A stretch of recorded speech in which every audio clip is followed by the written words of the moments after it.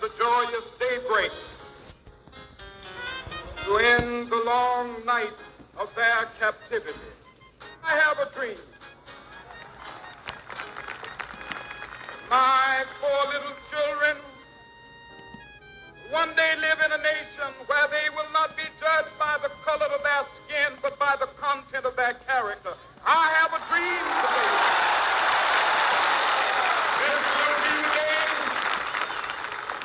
This will be the day when all of God's children be able to sing with new meaning, "My country, tears of thee." Sweet land of liberty of thee I sing. Land where my fathers died, land of the pilgrim's pride, from every mountainside. I'm Dr. Alveda King, niece of Dr. Martin Luther King, Jr. I greet you today, and I just want to share with you a little bit about my family and my history. My uncle, Dr. Martin Luther King, Jr., during his lifetime, was a Republican, as was my father, his brother, Reverend A.D. King, and my grandfather, Dr. Martin Luther King, Sr. The Republican Party historically has supported the rights of the oppressed.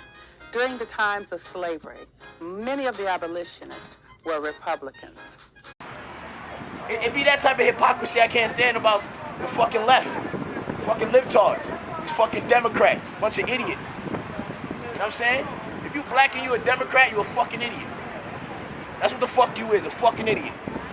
You don't know your history. Y'all always talking about history and Trump's history of being a racist and all that bullshit. How the fuck you mad at him for his history of being a racist when Democrats are the #1 racist? They started the KKK. They started the KKK. So why the fuck y'all Democrats? Y'all don't like racists, but y'all fucking with KKK creators. Democrats. If you black and you a Democrat, you're an idiot. Especially if you're against Trump. Especially if you're against Trump. Who the fuck is benefiting y'all? Republicans. Not no fucking Democrat. They want to keep you poor, keep you dependent. They don't want you to get your own. Look at that bitch A.O. Cunt. She fucking stopped the job. 20,000 jobs. 20,000 jobs she stopped. They're not trying to give you jobs. Because they know if you have jobs and opportunity, you ain't going to be worried about this bullshit they be talking about. That's why she ain't bring them jobs over here. Ain't no other reason behind that. These are facts. These are facts. She stopped 20,000 jobs from coming into New York City. Why would she do that? Because she don't want you to prosper. She don't want you to get your own. She wants you to be a beggar. A beggar. Alright, that's what's wrong with black people today. They fucking beggars. All they do is with they fucking handout. And they ain't got shit. Bunch of, handouts, you know. Yeah, welfare recipients, Section 8, all that shit. That's what they want to keep you on and keep you broke. Keep you fucked up and dependent. That's what they... The Klan terrorized black Americans through murders and public floggings. Relief was granted only if they promised not to vote for Republican tickets, and violation of this oath was punishable by death. And since the Klan was targeted against Republicans in general, it did not limit its violence simply to black Republicans. In this old illustration, the Klan in North Carolina is about to hang a white Republican. And in 1871, a black U.S. congressman from South Carolina, Joseph Hayne Rainey, reported an incident concerning an elderly man named Dr. John Winsmith, a white Republican state senator. The doctor, a man nearly 70 years of age, had been to town. Returning home late, he soon afterward retired. A little after midnight, he was aroused by someone knocking violently at his front door.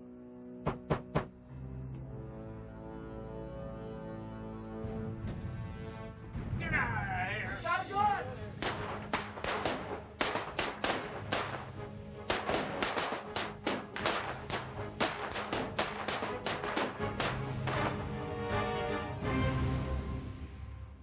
The Klan shot down this state senator, a white state senator, because he was Republican and was fighting for the rights of blacks in his state. In that hail of bullets, Dr. Winsmith was hit 7 times. However, he survived the shooting and lived to testify before Congress about the attack made on him by the Klan. This is a Klan pushcard from 1868, about the size of a baseball card. It is entitled, Radical Members of the South Carolina Legislature.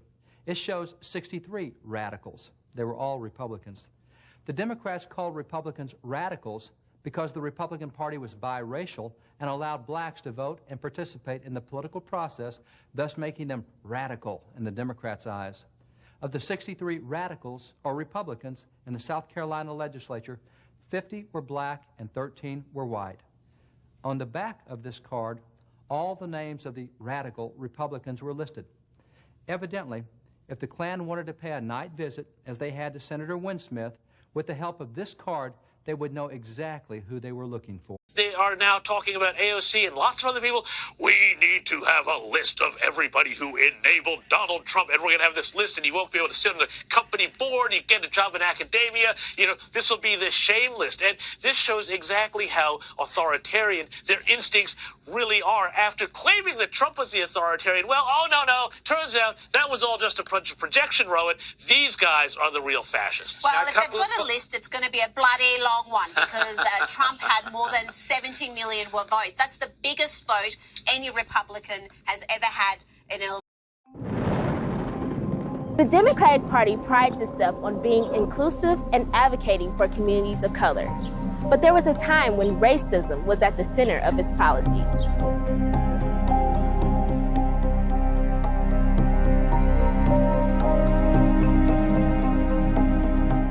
The Democratic Party began in the early 1800s under Andrew Jackson. It was founded on the belief that democracy should be for all men, not just the elites and landowners. Well, all white men, that is. The party was more than happy for slavery to continue, and it treated Native Americans with brutal contempt. As president, Jackson enforced one of the cruelest policies in American history when he signed the Indian Removal Act into law. White people wanted to settle on native lands, so the Democratic government uprooted Native Americans from their homelands, forcing them to travel west. More than 5,000 natives died during this displacement, now known as the Trail of Tears. By the mid-1800s, a rift in the party emerged over a simple question: should the United States extend slavery to the Western territories? This issue broke the party into two groups: the Southern Democrats, who wanted to expand slavery, and the Northern Democrats, who said the states should decide. That led each side to offer their own candidate in the 1860 presidential election, which ultimately split their vote and allowed Abraham Lincoln, the candidate of the recently formed Republican Party, to win. And these first Republicans, they were against slavery. This, of course, led to the Civil War, which lasted from 1861 to 1865. Meanwhile, the Democrats labeled themselves as the white man's party, attacking the Republican Party as the party for the Negro. As they gained power in the South during Reconstruction, Southern Democrats embraced this mantra, creating the Black Codes. This set of laws kept white supremacy alive by limiting Black Americans' right to property and forcing them to work in low-wage jobs. In Mississippi, one law fined people for unlawfully assembling themselves. The Ku Klux Klan was founded during this time, with some of its members being Southern Democrats, but terrorized Black Southerners. One expert explains their view on this relationship between the Klan and the Democratic Party. By the turn of the 20th century, the Democratic Party still controlled the South, and things started to change for it in the North. The party gained more popularity due to its focus on economic growth amid the Great Depression. And a gradual shift in the Democratic Party's identity came in part as Democratic politicians like Harry S. Truman adopted pro-civil rights platforms in the mid-20th century. This shift begins in the 1930s under Franklin Delano Roosevelt during the Great Depression, not because Roosevelt adopted a civil rights platform, he didn't, but because the federal government, for the first time through the New Deal programs, actually providing aid and assistance to African Americans. And in 1934, in the midterm elections, for the first time in the history of the country, the African American vote shifted from being predominantly Republican to being predominantly Democratic.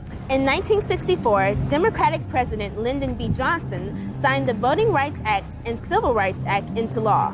Black voters started to go Democrat, while white Southerners strayed from the party.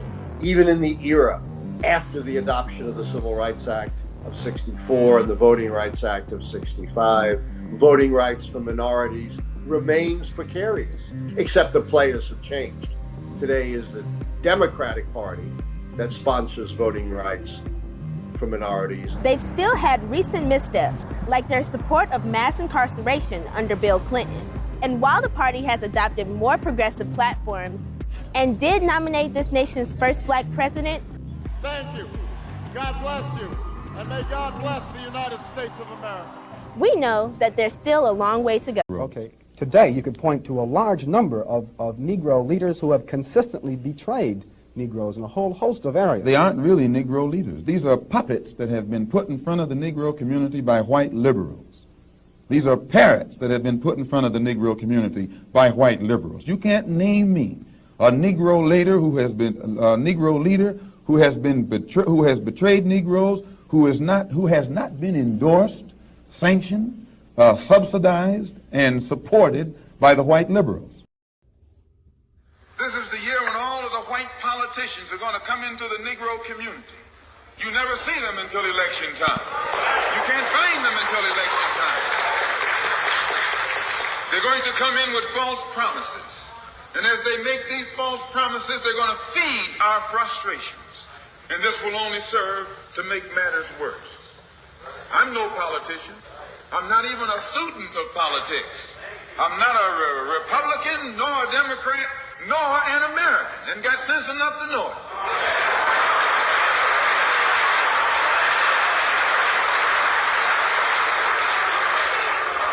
I'm one of the 22 million black victims of the Democrats. Okay, and the racist history of Joe Biden. Surrogates like the Black Caucus, and I look at the people like Al Sharpton, Cory Booker, Don Lemon, and crying Van Jones, I call CNN Crying Negro Network, and idiots like that. What you say is the Crying Negro Network? Yeah. Jesus Christ. You know, see, from Van Jones, and he cries a few tears in it to add a little unique character to the tea. So, you know, they push this stuff too. See that narrative they do. They just have this thing on Trump. Now, I don't particularly like Trump, but I'm not against him. I did not vote for that damn fool that they had running against him. That racist, what I heard the first time in 1972 when I was doing an intern thing at a DC think tank, when he was out there with James O. Eastland, John B. Stennis, Faubus came in from Arkansas. That's the fool who said they'd never integrate the Little Rock High School. They had Wallace there, who was wheeled in, and they had Byrd, former Grand Dragon of the Klan, and they were talking about this young man who had a stupid-looking ducktail like he was back in the 1950s, was the last true yellow dog Dixiecrat, and they were talking about Joe Biden, who got up there, and when the speech he gave, I mean, I was really offended. I heard it right outside the state capitol building in Dover, which was a rundown, ransackled old house, 250 years old.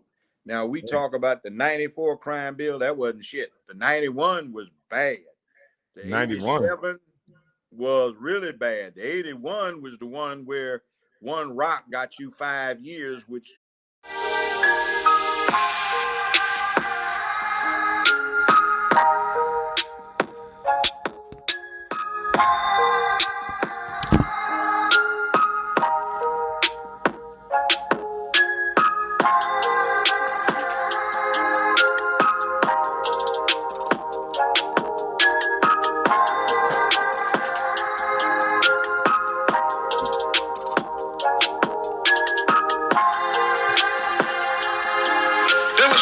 slaves.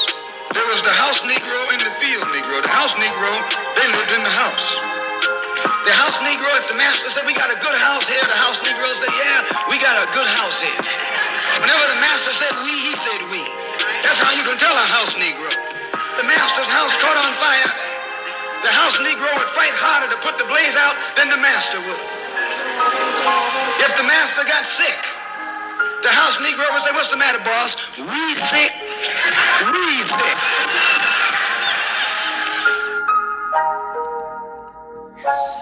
just want to do God's will. And he's allowed me to go up to the mountain.